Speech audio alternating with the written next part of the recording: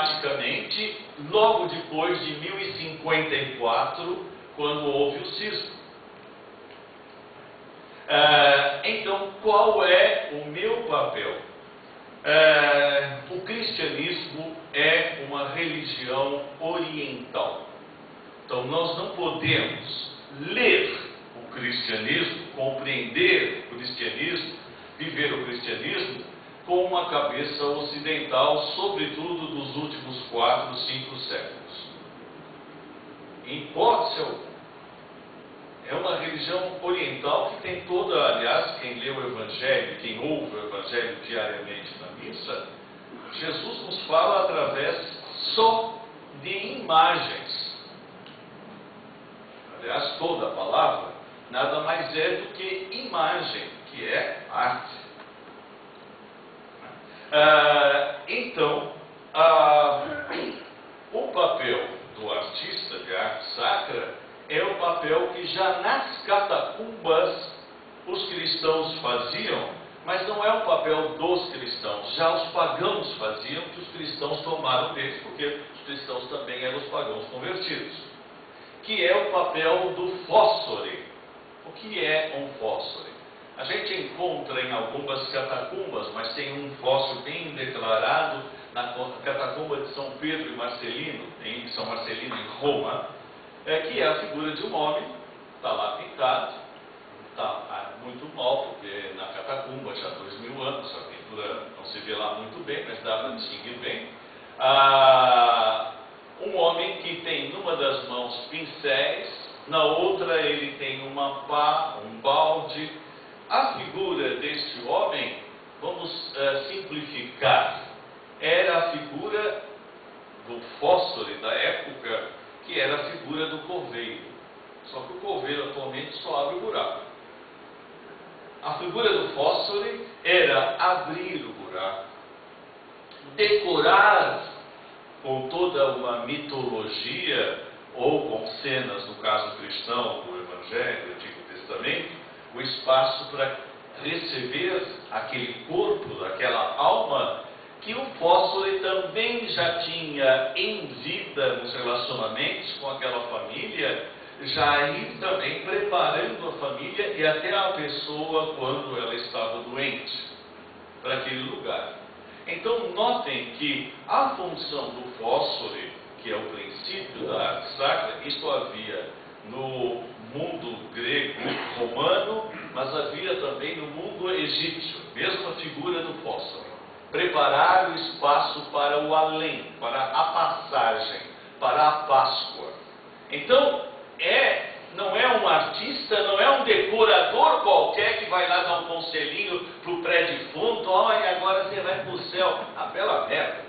Que céu é esse? O que é isso? O cara está lá no final. Né?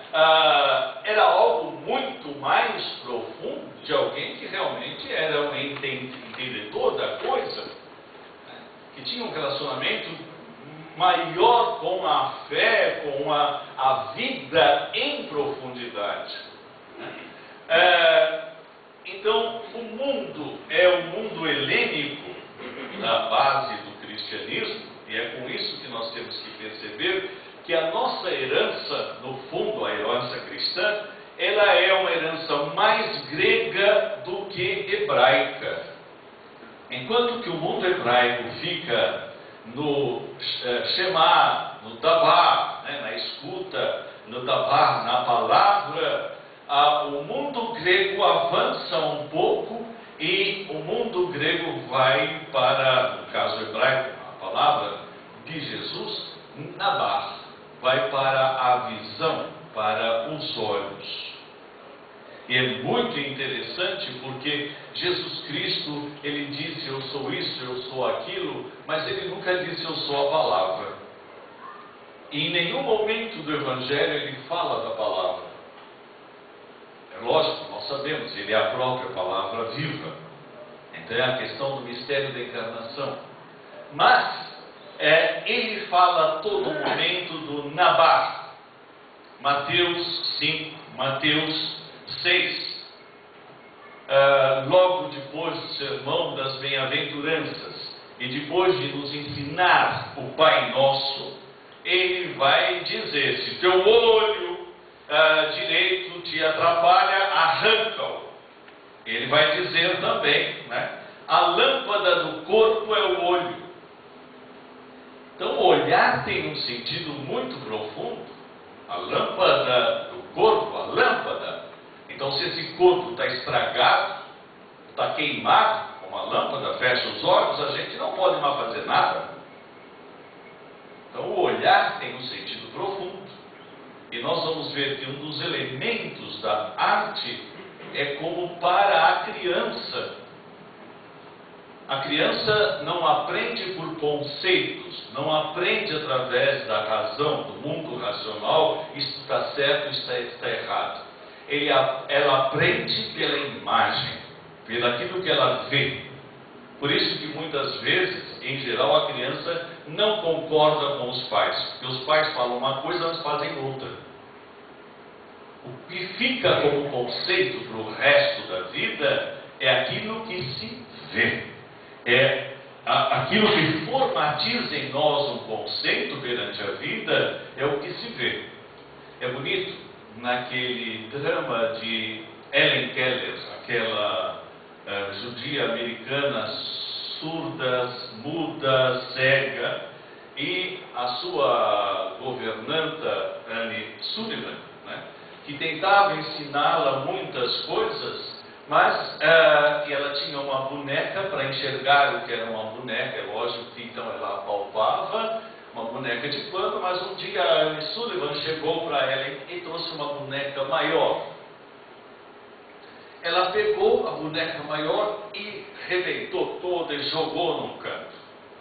Depois, com a paciência desta santa Annie Sullivan, ela conduziu a menina a uma bica d'água e ensinando as palavras para ela, botava a mão dela debaixo da bica da água e dizia: água, água, água. E a menina começou a perceber: água, essa palavra é uma imagem, não é uma palavra solta. Ela tem um peso, um conteúdo. Ela é algo que vive. E assim ela aprendeu o sentido das coisas estão nas imagens, nas coisas próprias. Então a palavra tem um conteúdo.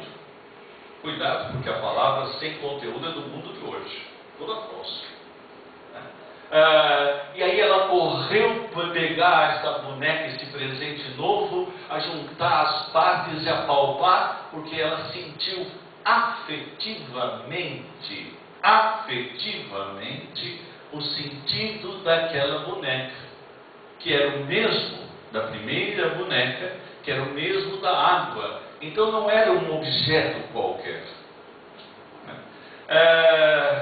Isso tudo para nós, ainda estou na introdução daquilo que gostaria de falar. Segundo o Frei Josafá, eu devo falar mais da minha experiência, que eu acho verdade, é que o nosso tempo é curtinho. Estou pedindo a Deus, como Josué, para parar o tempo. Mas vamos lá.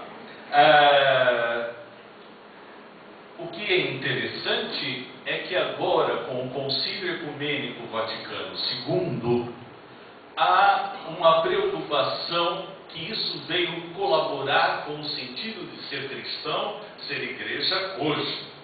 Primeira preocupação do Concílio Vaticano II foi ecumênico. Então, se foi ecumênico, quem mais ganhou fomos os tapados de nós latinos romanos, que estávamos presos a ritualismos, estávamos presos ao moralismo, enquanto que nós ganhamos dos padres da Igreja Oriental a filocalia, filoskalos, amor, amigo, da beleza. É isto que dá sentido. Os padres da Capadócia, no primeiro milênio, fazem toda uma compilação e pegam o sentido grego de beleza como aquilo que amarra a vida entre o que é bem, justiça, amor, e aquilo que é verdade